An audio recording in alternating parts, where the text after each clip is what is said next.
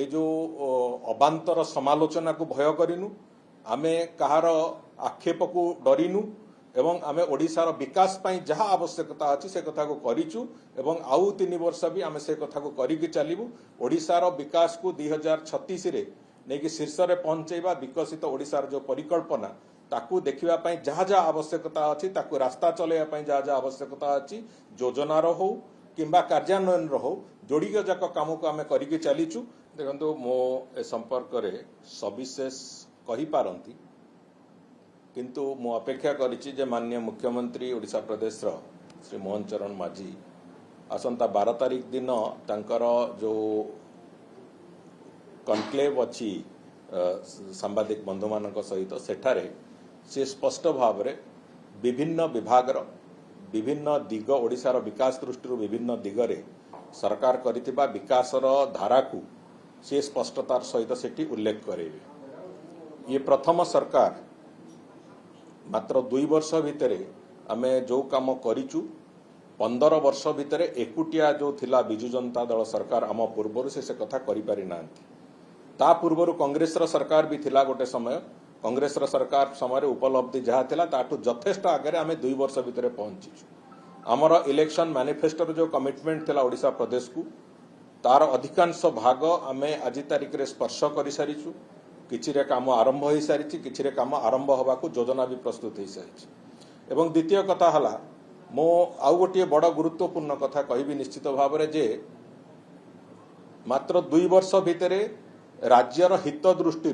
राज्य को विकास रास्तार चलैबा दृष्टि पाखापाखि 300 निष्पत्ति राज्यर कैबिनेट भी नहीं सारी सामूहिक भाव में। एवं ए सबु दृष्टि जदि देखिबा आमे एक सक्रिय सचल सक्षम एवं सुदृढ़ सरकार चलैबारे आमे एकथा 2 वर्ष भितर ताकू प्रतिपादित करिचु। आमे कहार ए जो अबांतर समालोचना को भय करिनु आमे कहार आक्षेप को डरिनु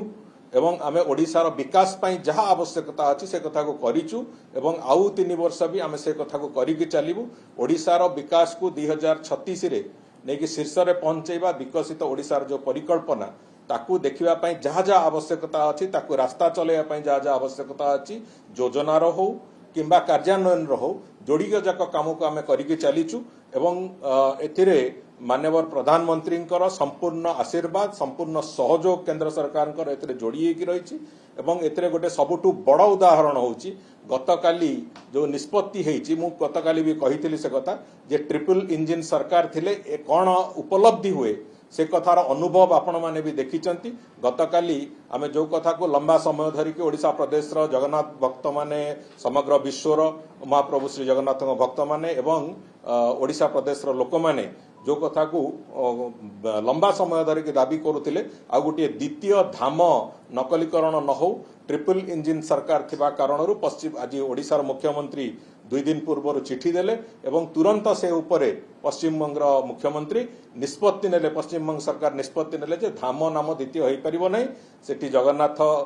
मंदिर तंकर जो सांस्कृतिक केंद्र हिसाब रे मंदिर चलिबो एवं मंदिर रे पूरी मंदिर रो रीतिनीति जहा अछि सेही रीतिनीति अनुसार चलिबो। एटा होजी ट्रिपल इंजिन सरकार रो